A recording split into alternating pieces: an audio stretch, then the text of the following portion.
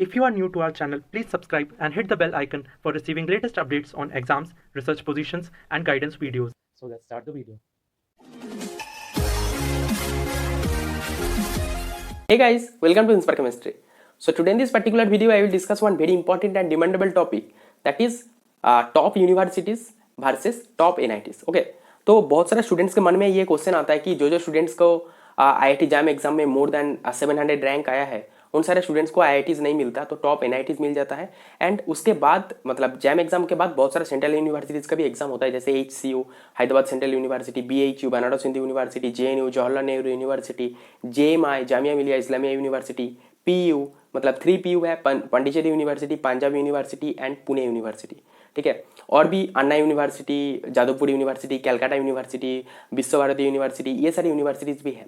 तो स्टूडेंट्स को ये पता नहीं चलता कि टॉप NITs में एडमिशन लेना चाहिए। Top NITs in the sense क्या क्या है, NIT Trichy, NIT Warangal, NIT Rourkela, IIST Shivpur, NIT Surathkal, MNIT Jaipur, NIT Durgapur, ये सारे जो NITs and centrally funded institutes हैं, उसके साथ ये जो HCU, BHU, JNU, DU, Jamia Millia Islamia, ये सारे यूनिवर्सिटीज़।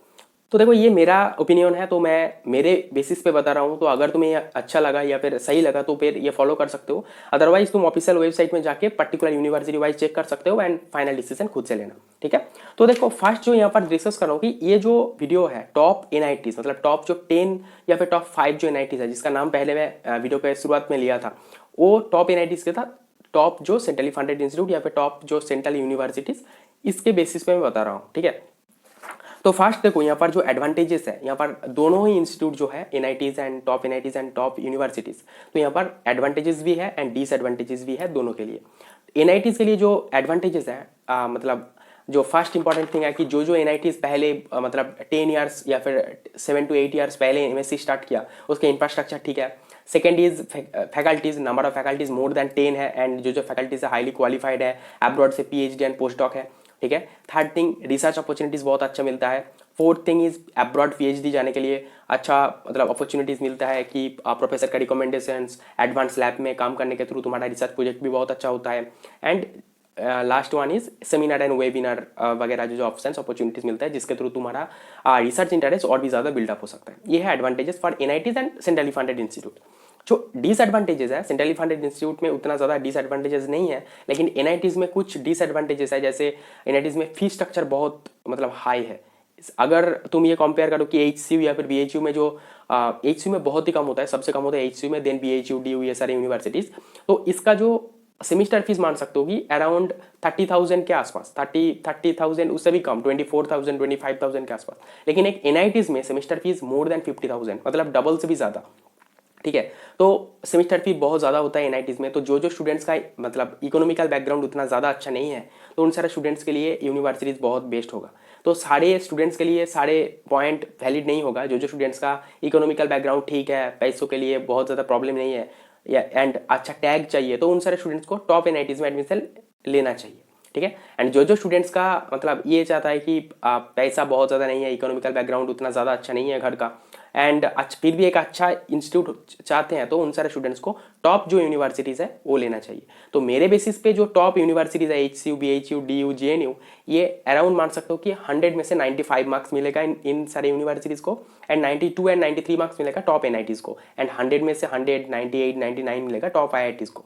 ठीक है, तो मान सकते हो कि जो टॉप यूनिवर्सिटीज़ है मेरे बेसिस पे टॉप NITs से थोड़ा ऊपर है, एंड जो NITs है उसमें से NIT Trichy and IIST Shivpur, ये जो दो इंस्टीट्यूट है ये PMRF ग्रांटिंग इंस्टीट्यूट है। एंड यूनिवर्सिटीज़ में भी HCU, BHU, DU and JNU, I think ये 4 यूनिवर्सिटीज़ मतलब PMRF ग्रांटिंग इंस्टीट्यूट है। PMRF granting institute means prime minister research fellowship. ये एक बहुत ही अच्छा खासा एक फेलोशिप होता है जो मिलने के लिए, इसके लिए एक डिटेल वीडियो बनाया था, तो फिर भी एक शॉर्टली बता देता हूँ। ये फेलोशिप मिलने के लिए तुम्हें सेंट्रली ये जो PMRF ग्रांटिंग इंस्टीट्यूट में पढ़ाई करना होगा, एंड उसके साथ तुम्हारा CGPA 8 से ज़्यादा होगा, तो तुम इसके लिए अप्लाई कर सकते हो, PhD में ज़्यादा फेलोशिप मिलेगा। अदरवाइज अगर तुम ये सारे इंस्टीट्यूट में नहीं पढ़ाई कर रहे हो, मतलब PMRF ग्रांटिंग इंस्टीट्यूट में, तो तुम्हारा गेट स्कोर मोर देन 650 होना चाहिए एंड CGPA 8 से ज़्यादा होना चाहिए, तो अप्लाई कर सकते हो। देन इंटरव्यू होगा, देन सिलेक्शन होगा। तो PMRF ग्रांटिंग इंस्टीट्यूट में पढ़ोगे तो PMRF फेलोशिप का जो अमाउंट होता है JRF से डबल होता है। जनरली CSIR और इंस्पायर के थ्रू जो JRF मिलता है, JRF का मतलब फेलोशिप होता है 35,000 के आसपास, सॉरी 31,000 के आसपास। लेकिन जो PMRF में मिलेगा 70,000 के आसपास पर मंथ, थर्ड ईयर में मिलेगा 75,000 per month and last 2 years मिलेगा 80,000 पर मंथ एंड कॉन्टीजेंसी भी बहुत ज़्यादा मिलता है। तो मान सकते हो कि PMRF ग्रांटिंग इंस्टीट्यूट में पढ़ाई करोगे तो मतलब फेलोशिप भी बहुत ज़्यादा मिलेगा, डबल से ज़्यादा मिलेगा। ठीक है, तो HCU, BHU, DU, JNU ये सब 4 university I think PMRF granting institute and NITs में NIT Trichy and IIST Sirpur PMRF granting institute है। तो ये जो मेन इंपॉर्टेंट थिंग कि जो top NITs and top universities में facilities around more over less same type का ही है, research facilities, PhD, abroad options, top faculties, लेकिन यूनिवर्सिटीज़ में फैकल्टीज़ बहुत ज़्यादा अच्छा है। HCU, BHU, DU, JNU ये जो यूनिवर्सिटीज़ है ये बहुत ओल्ड यूनिवर्सिटीज़ है एंड यहाँ पर इंफ्रास्ट्रक्चर बहुत अच्छा है, better than NITs and library facility भी बेटर देन NITs, फैकल्टीज़ भी मोर नंबर ऑफ फैकल्टीज़ भी बहुत ज़्यादा है NITs से एंड ये मान सकते हो कि यहाँ पर जो रिसर्च अपॉर्चुनिटीज़ भी बहुत अच्छा है, academic is better than NITs, लेकिन NITs का टैग थोड़ा सा ज़्यादा मैटर करता है, लेकिन HCU, BHU का भी टैग बहुत अच्छा होता है। ठीक है, तो ये मान सकते हो कि दोनों में आसपास ही है, लेकिन यूनिवर्सिटीज़ थोड़ा ऊपर है फैसिलिटीज़ में, लेकिन मतलब डिसएडवांटेजेस में मतलब यूनिवर्सिटी बहुत ऊपर जाता है क्योंकि इसका फीस स्ट्रक्चर बहुत कम होता है। सेमिस्टर फीस अराउंड 24,000 से लेकर 30,000 के अंदर 30,000 के अंदर, लेकिन NITs में मोर देन 50,000 अराउंड 60,000 के आसपास होता है, तो अराउंड डबल होता है। तो जो स्टूडेंट्स का इकोनॉमिकल बैकग्राउंड ठीक नहीं है उनके लिए बहुत प्रॉब्लम होता है। ठीक है, तो और एक इम्पॉर्टेंट थिंग कि यहाँ पर प्लेसमेंट का जो ऑप्शन है, तो जो टॉप NITs है जैसे NIT Trichy, NIT Warangal and NIT IIST Sirpur, यहाँ पर प्लेसमेंट अराउंड मान सकते हो कि 20% के आसपास प्लेसमेंट भी होता है एंड HCU में एंड BHU में 10% के आसपास एंड HCU में अराउंड 30% के आसपास स्टूडेंट्स को प्लेसमेंट मिलता है। तो प्लेसमेंट इन द सेंस बहुत अच्छा नहीं होता, कुछ स्टूडेंट्स को बहुत अच्छा मिलता है, अदरवाइज अराउंड 35,000 40,000 पर मंथ ऐसा सैलरी का कुछ जॉब मिल जाता है। लेकिन उससे अच्छा हायर स्टडी करना या फिर ONGC, NTPC या फिर जो PSU जॉब्स है उनके लिए प्रिपरेशन करना मेरे हिसाब से सही रहेगा।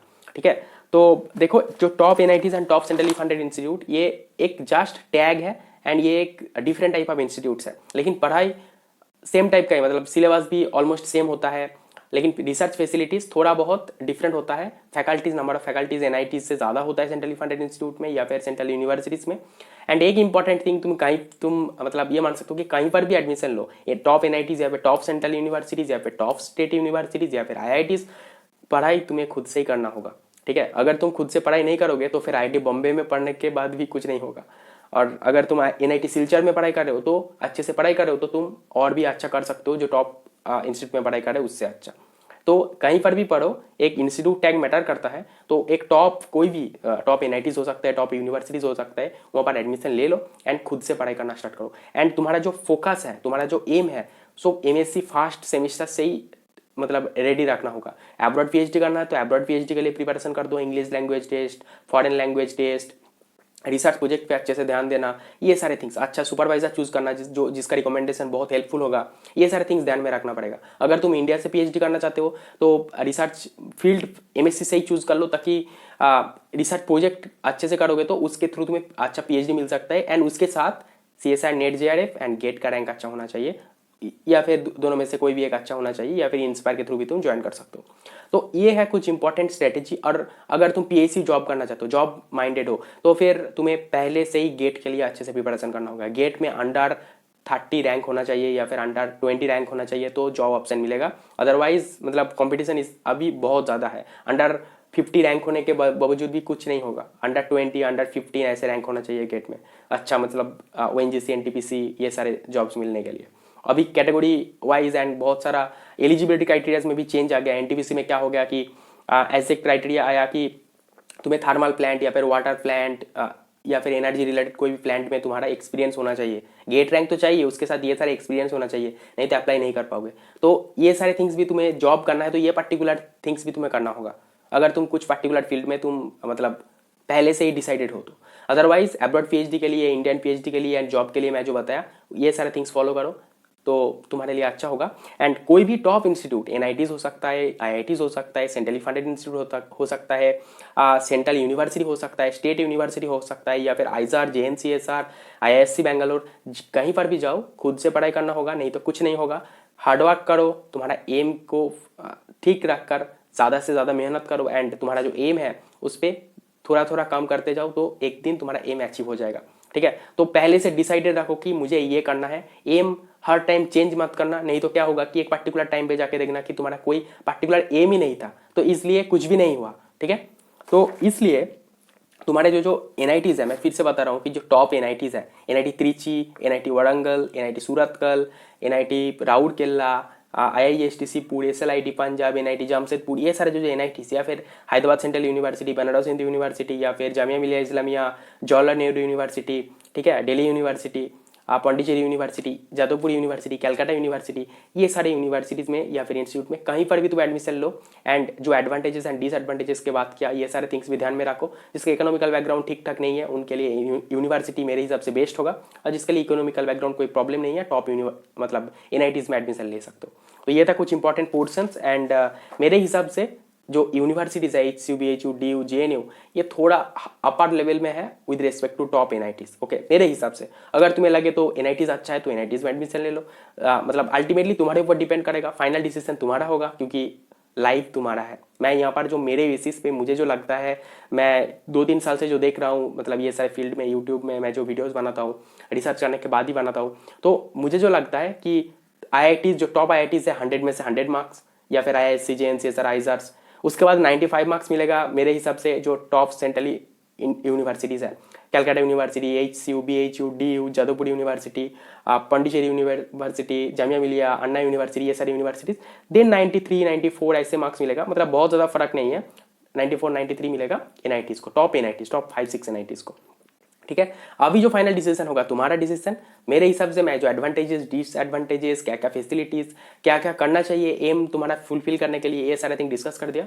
तो देखो क्या करना चाहिए, तो मेरे बेसिस पे मैं बताया, अभी फाइनल डिसीजन तुम्हारा है। So that's all. So if you get in information from this video, please hit the like button and please share this video with your friends, that can help your friends also and give some important information and updates also.